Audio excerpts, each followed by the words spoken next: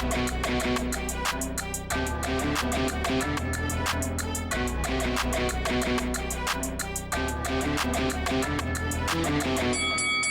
guys, welcome to Boxing Squared for boxing news and views from around the internet. Another top heavyweight, Andy Ruiz Jr. is going to remain on the shelf even longer than expected due to injury. So he's undergoing surgery for a long-standing right knee injury that his father has revealed to ESPN Knockout. So he's undergoing surgery for this issue, but there's a few questions sort of falling out of it, but also the implications for other fighters. So we'll cover that off in this video. But I do have a couple of questions with this timing for this for Andy Ruiz Jr. Not because I don't think that he has a knee injury, that it's false or fake or anything like that, but if it was a long-standing problem, he's had plenty of opportunities to get it addressed in periods of inactivity that he's had in the past 3 years, because Andy Ruiz Jr. hasn't been the most active fighter. And when you look at his box rec, so 3 years ago, you're sort of talking, well, Kevin Johnson, that was in July 2018. He didn't fight for the best part of 9 or 10 months after that for Alexander Dimitrenko. If it was such an issue that was bothering him, why not take the opportunity to get surgery then? But not only that, obviously he then went on to fight Anthony Joshua twice in 2019, losing that second fight, and he didn't fight all of 2020.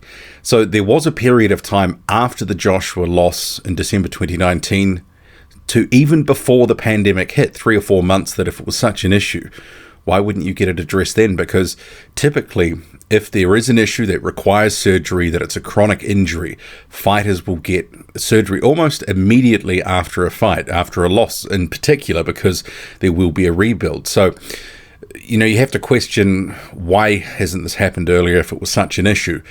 But also, what was the sort of issue impacting in terms of his performance? Because Andy Ruiz Jr., you know, obviously a heavier guy and having a right knee injury, that's not good. And if it has affected his mobility to any extent, well, I guess we can raise questions about what level that it impacted his performance. But even then, you know, prior to 3 years ago, if this injury came on, etc., you know, Ruiz Jr. is not a fighter that was particularly sort of gifted in terms of his ring movement, you know, somewhat flat-footed to, you know, he's got fast hands, but not as fast a feet. So, I mean, maybe this has just got to a point now that it's a chronic injury that they've just decided he can no longer manage without surgery. So perhaps it's just continued to worsen, but you know, it's not a good situation for him. He was expected to be in another fight in 2021, possibly against Luis Ortiz, also possibly against Charles Martin. There was a story just a week or two before this video was recorded that Martin and Ruiz Jr. were in talks for a fight. And perhaps that will still be an option that's on the table further down the track. They are talking that he could be back in December 2021.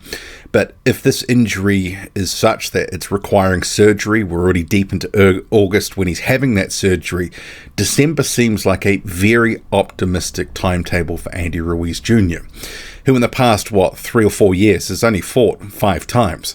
So I wouldn't be expecting, especially coming off the back of a surgery, that he is going to be back in 2021. If anything, it's probably going to be, March, April 2022. And given he would be coming off surgery, you know, he may be looking for another tune-up. After that loss to Anthony Joshua, he said, look, before I fight a guy in Luis Ortiz, I want to have a tune-up. And he had that tune-up in the form of Chris Arreola. And it wasn't necessarily a fight that fans were baying for and begging for, but it did turn out to be more entertaining than expected. But if he is coming off injury and surgery, I don't expect he'll want to sort of leap right back into a big fight. He may, in fact, want another tune-up. Would he consider Charles Martin too much for a tune-up? Interesting question. But whatever the case may be, it's probably likely that it'll be Chris Arreola or better, because they'll want to make money off Andy Ruiz Jr., capitalize on his fame and fortune, having been that former unified champion. He'll probably remain on pay-per-view, at least for the time being. So I think they'll give him extra time to get right. I think December's not going to happen. But in the meantime, what does that mean for other fighters that he was linked with? Charles Martin has not had a fight in 2021. He's been begging for a fight. He's been begging Dillian Whyte for a payday. Although, from what Whyte is saying, there have been no offers coming from any of these guys that are calling him out. That he's the one that's meant to get them paid, apparently. But in terms of Charles Martin, well, Charles Martin versus Luis Ortiz, I wouldn't mind that.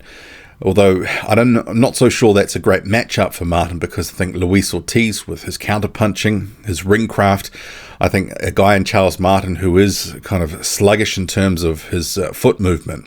It's interesting because there's a lot of guys that you see them in training and they look quite fleet of foot, but they can do it for 20 or 30 seconds. But over the course of 12 rounds, it looks like they can sometimes be moving through molasses. But Ortiz and Martin, I wouldn't mind that.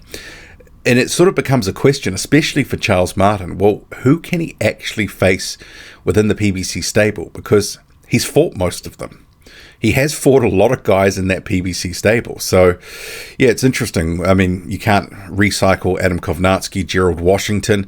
I mean, maybe there's one or two other fights in there for him if it's not a Luis Ortiz.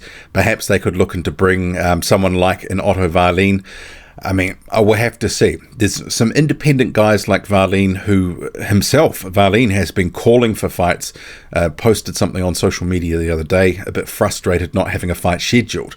But at a certain point, at a certain level in their careers, they expect certain paydays. Martin is the same, Ortiz is the same, Otto Wallin is the same. They want to be in fights that pay them well to sort of, offset the risk and the level of risk of those fights.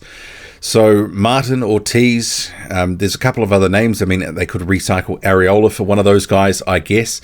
Otto Wallin is sort of floating out there. Jermaine Franklin. I mean, there's a number of guys that if they can't work out something in-house. I mean, what about Johnny Rice? Johnny Rice versus Charles Martin. I think that actually would be a decent fight at a push. But it'll be interesting to see what they're going to do. And one of the other complicating factors is we just don't have the volume of cards right now.